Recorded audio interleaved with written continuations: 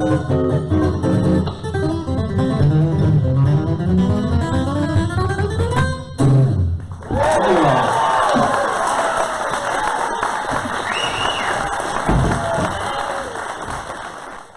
who comes from that area, maybe do something, do a song from that musician from that area. Well, when I looked up the Roanoke area, the only person who popped up was Wayne Newton. Don't worry, I ain't going to do donkey shame, so just don't be alarmed. But, do we got anybody here from Fincastle? Oh, we got a few people from Fincastle, okay. Well, instead of showcasing a famous musician, let's showcase a famous place, because Fincastle, Virginia is famous for my kind of music. And you know why? Because it was the site of the very first multi-day Bluegrass festival in the entire nation. Mr. Carl, that's right, give yourself a hand. Mr. Carlton Haney put it on at a horse farm there in Fincastle. And all of the Bluegrass stars were there. Jimmy Martin was there. And Flatt and Scruggs was there. And the great Bill Monroe. Now, Bill Monroe is the father of Bluegrass music. And Bill was really, really good. And if you didn't believe that, all you had to do was ask him. He'd be happy to tell you. Because now, Bill Monroe had quite an ego. I like to tell a few stories about Bill Monroe. This is a pretty good one. One time he was talking about the greatest tenor singers, and he said, there have been two great tenor singers, and Ira Leuven was the other one. Or my favorite one thing was, there was this one banjo player, his name was Bill Keith. And when he joined the band, Mr. Monroe, Bill Monroe, asked him, he said, son, what's your full name? And he said, William Bradley Keith, but they call me Bill. He said, you'll be Brad. There's only room for one Bill in this band. Somebody I knew just loved Mr. Monroe's mandolin playing, and so at this festival, he decided he wanted to take his mandolin, and he was going to play for Mr. Monroe, and he hoped Mr. Monroe would, kind of give him some tips or tell him how he was doing. He was excited. So he went to this festival and went backstage and he had his mandolin there ready and everything. And he found Bill Monroe. He said, Mr. Monroe, I'm the biggest fan of yours ever. He said, I want to play just like you. He said, I just want to play for you and I want you to tell me, how you think I'm doing and what you think about my playing. So that fella started playing. Well, Bill Monroe said, let me see that thing, son.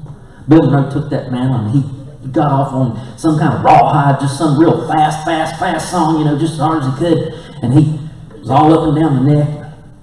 He finished playing. He gave the mandolin back to the man and he said, well, it ain't the mandolin.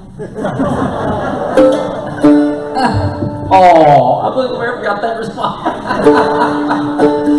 But when I was a kid, we loved to sing Bill Monroe songs, especially when we were working in the field, because they were just very singable. And here's one of the gospel songs we used to sing when I was a kid, working in the tobacco field there in Madison Town.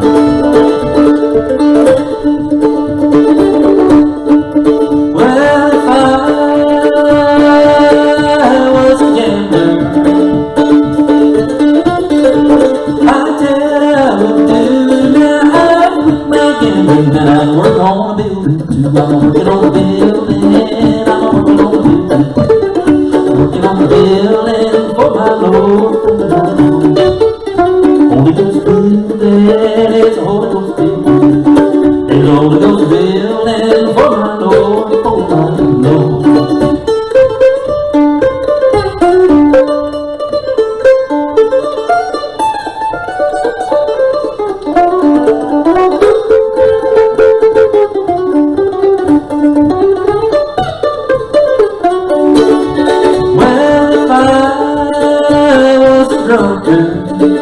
Lord, tell I would do now I'm not drinking and I work on the building. I'm working on the building, I'm working on the building, I'm working on the building for my Lord, for my Lord. It's a Holy Ghost building, it's a Holy Ghost building, it's a Holy Ghost building for my Lord, for my Lord.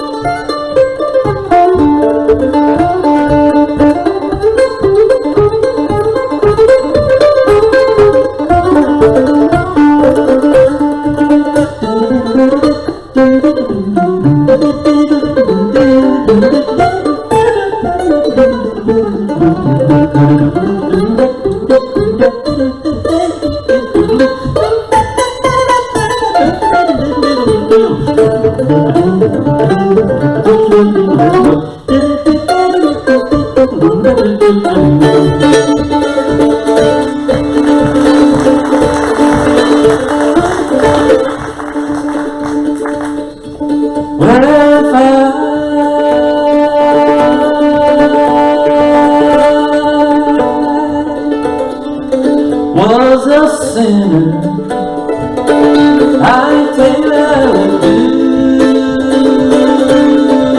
Oh, and I quit my sinning, and I work on it.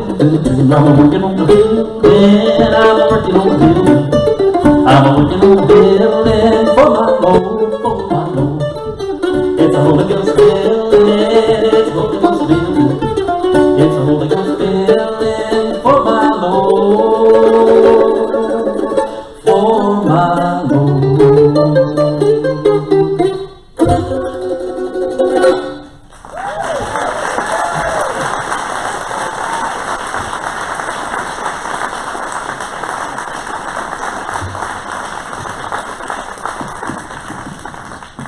My parents told me when I was a kid, they said, all your friends is old people. You need to make some people friends of your people your own age.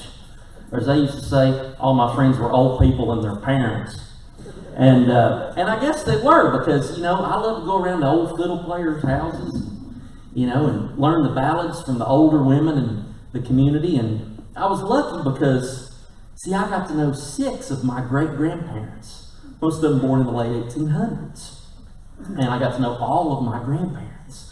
And I learned a little something from all of them. Like, I learned from my Paul Baker, you know, just having no fear of anything, and also just a little bit of humor too. Like, he always told me the story about when he was a little boy on a dare, he rode across the Pigeon River on a hog. I said, did you do it? He said, oh yeah, I rode all the way across. I said, weren't you scared? He said, I wasn't afraid, not one bit. I'd watch Mommy wash enough dishes to know grease floats on water. He had an outhouse about this right here. And on the outside of the outhouse, he had a little tin can that he had hammered in there, and it had a little sign above it that says 5 cents to enter. And when you got in there and you finished up, he had another tin can nailed to the inside, and it had a little sign above it that said 10 cents to exit. I'll let you think about that one for a second. I learned really quirkiness and strength from my great-grandmother Et. She was the strongest person I knew. She was a snake dealer. She would catch copperheads and rattlesnakes and sell them to snake handling churches and make extra money. Some of y'all are like, it's true. And when she was a little girl, she never had a baby doll, but she always wanted one. And when we got old enough to start, you know, her kids started having kids of their own, they started buying her baby dolls. Well, she lived in this little cabin with dirt floors. And she'd get those baby dolls, no electricity, and she would nail those baby dolls to the wall. And when I was a kid, I'd go down there and there'd be like one old lamp, and every wall was covered in a baby doll, one eye open, one eye shut, just like this, and a black snake would crawl across the ground, and she'd be in a rocking chair with long hair and a wrinkly face, and she scared me to death. I learned strength and positivity from my grandmother.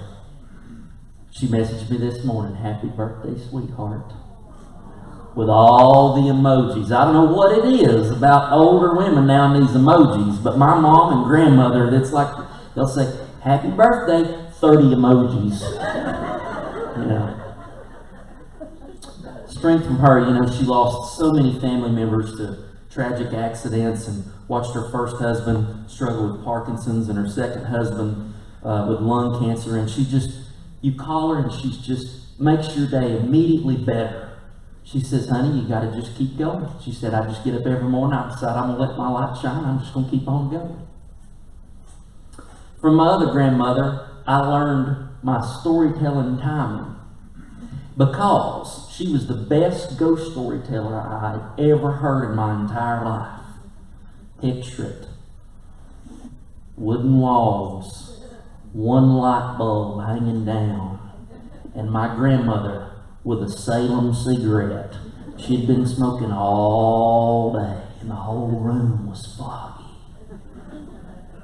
And she had that old Madison County, Sodom, North Carolina drawl. And all of a sudden, there they come. There's 6 of them. And there's a carrying the coffin. And there's making her way real slow on down that road. And George, he'd run the shortcut across the mountain over to his little gal friend. But he saw them. There they was. Not saying a word, just wearing real old clothes. They come right up next to old George, and George said, "Who's in there? What are y'all doing? Why aren't you talking to me?" They never said a word. They just lowered that coffin on down there. And one of them grabbed the lid, and it creaked great big. And honey, it was him laying in there. And they disappeared. 2 days later,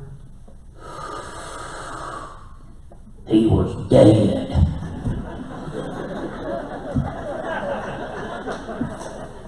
Timing, very important in storytelling, and I learned that from my grandmother. I learned a lot from my grandpa Worley. He was a man that when you did something, he said, if you're going to do something, you better do it right. That's what he told me. He loved to mow the grass, and we'd mow the grass just about every day in summer. And he was very particular. He wanted it done a certain way. He said, son, if it's worth doing right. And he made me do that. He had Parkinson's disease, so I was the one that was usually mowing. One time I was mowing, and my grandmother had planted a rose briar right in the middle of his yard. He hated impediments to our mowing.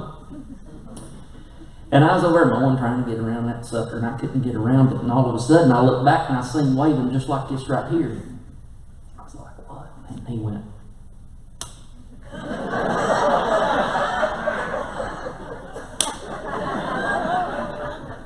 I turned the lawnmower off. I said, she'll kill us if we was to do that. I went in the house, and I got me a glass of sweet tea. I had no more than shut the refrigerator door, and I heard the lawnmower crank. And I got out there, and it was like a juicer. That rose just shot out the side. And you know, she came home, and she never said a single word. And my papa just looked at me and winked like that right there. But it was perhaps my other granddad who made the biggest impression on me, because he was the biggest character I ever knew. And he was a really good storyteller. Now, those of you who haven't seen me, I'll describe him to you. He always wore his bib overalls, his old faded work boots, but his most important feature was his glob of tobacco he always had in his mouth. Always had it in. When he would sleep, he would leave it in and just let the juice kind of run out. I love going around there to hear stories from him. You know, he told me one time, he said, do you know how I asked for your mama to marry me? I said, I figured you got down on one knee and popped the question. I asked her a important question. I said, do you want to be buried with my people? That's love. Every morning I go around there, and you know somebody like this that just talks to hear themselves talk? Well, everybody knows Bill, so you know some. You know what I'm talking about? Just talk to hear themselves talk. Every morning I'd go around his house, and he would wake up and he would just start talking about the silly, randomest junk you've ever heard of in your life. Like, I'd go around there one day and he'd say, got buzzard fever this morning. Feel it in my bones. I believe I've caught it. Buzzard fever. Just swooping around. Feel like I'm just circling round and round and round. I got buzzard fever. So what's the matter? Got it. Got it. Ask your grandma. She'll tell you I got buzzard fever. 7 o'clock in the morning, he'd start that. 11 o'clock, he'd still be on. Buzzard fever, buzzard fever. Finally, he'd say, old woman, what time is it? She'd say, it's time old dogs were dead. Ain't you getting sick yet?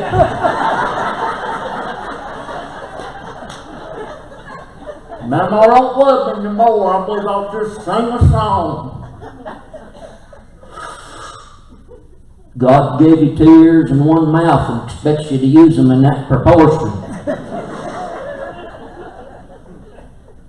But he did love to sing a song. One of my favorites he used to sing was this one. I got a girl in the Sourwood Mountain, hey, dig-a-dum, day. So many pretty girls you can't count them, hey, dig-a-dum, day. So when I got old enough to play the fiddle, I went around there and played that tune for my papa. So here's Papa, go for it.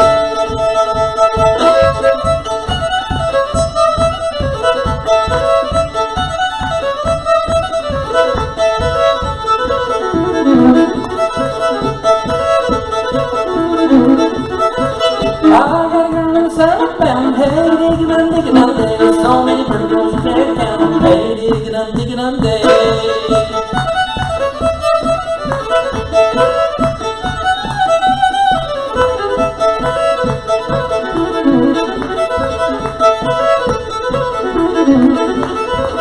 Chickens corn in the southern mountain. Hey, dig-a-dum, day. So many pretty girls you can't count them. Hey, dig-a-dum, day.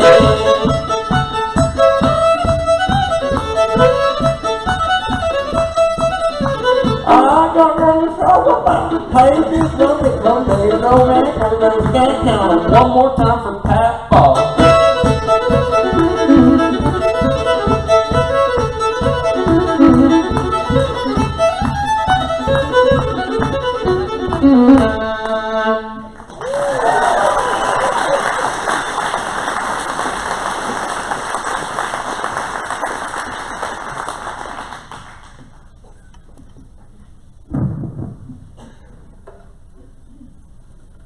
Tell you a story I heard when I was just a little boy growing up in the Baptist church.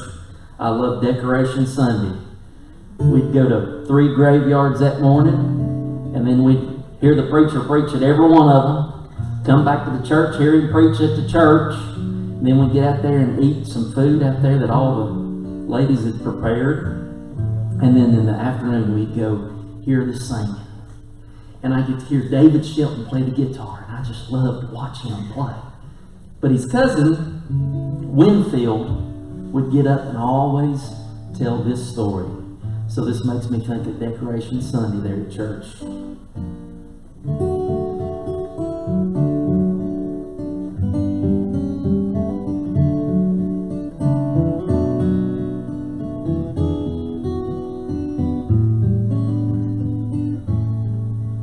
There was a preacher who had been out on the circuit for several months while he had traveled all across the United States spreading the word.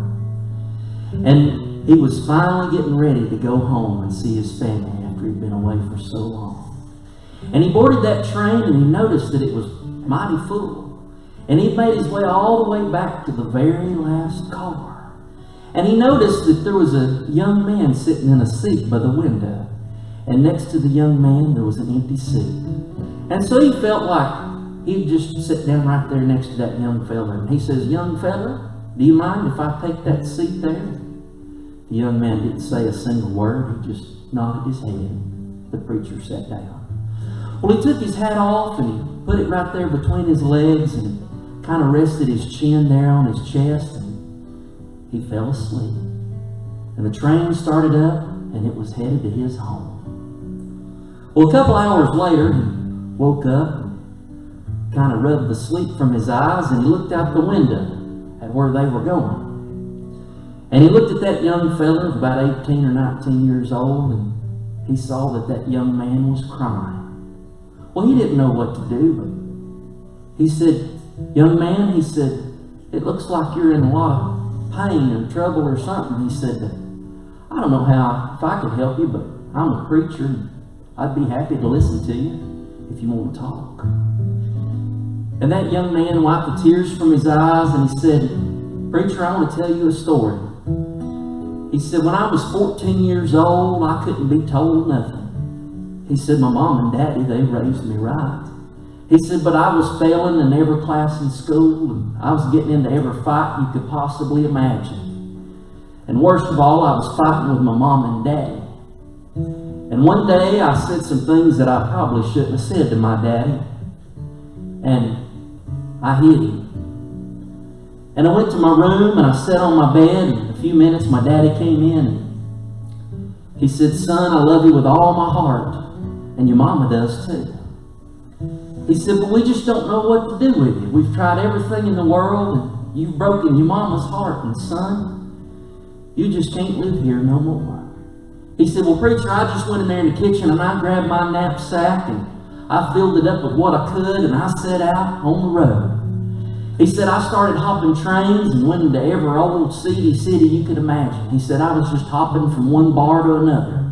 He said, I was getting in fights about every night. I was drunk. I'd been in trouble with the law and got put in jail several times until finally, just a couple months ago, I got into a fight. 3 fellers jumped me and like to beat me to death. And as I was sitting in the hospital, I started thinking to myself about how important my mom and daddy were to me and how much I loved them and how sorry I was for what I'd done. And I started writing my daddy a letter, and I told my daddy that I wanted to come home. If he could just ever find it in his heart to forgive me, I'd love to come home. And that's where I'm headed, preachers.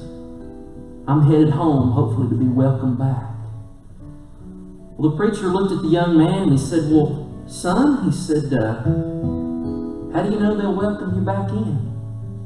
You didn't say anything about them answering your letter or anything.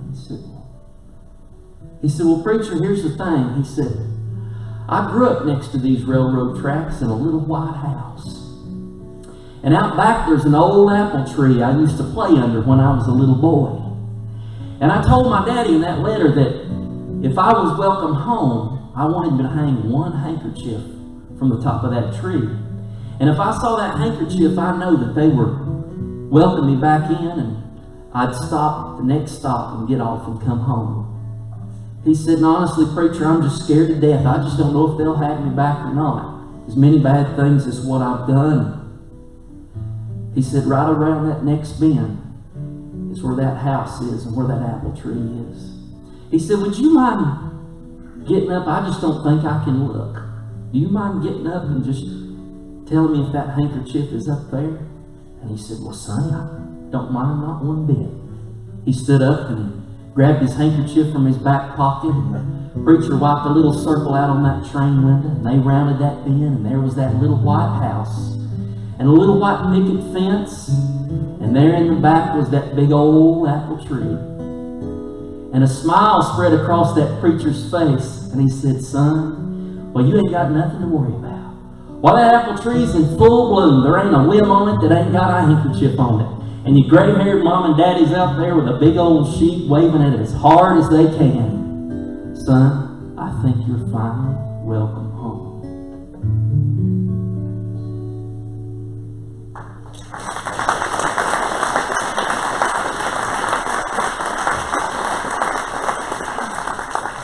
I've got 2 minutes, so I'm going to play a quick tune, if that's all right, Alan. My 2 minutes I've got remaining. This is one I learned from Jimmy. Jimmy was at the jam session I was at every single Thursday, and Jimmy had the skinniest arm, the skinniest legs, the skinniest neck, the skinniest hands I'd ever seen, and the biggest belly.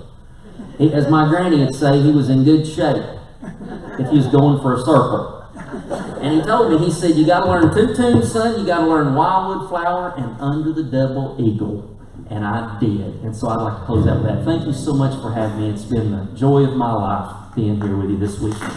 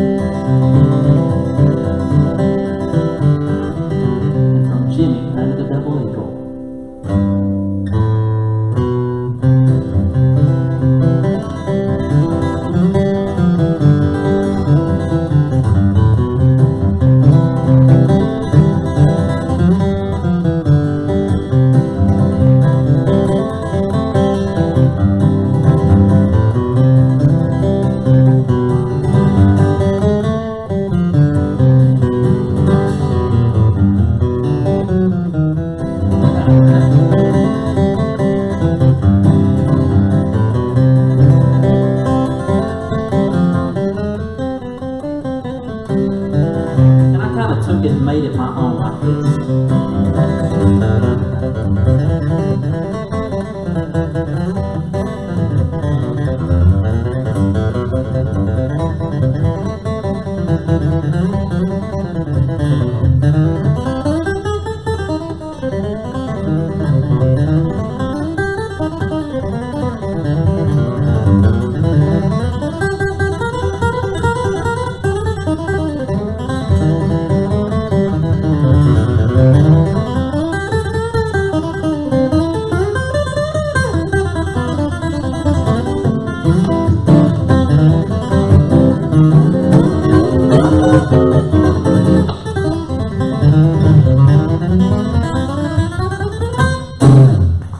all.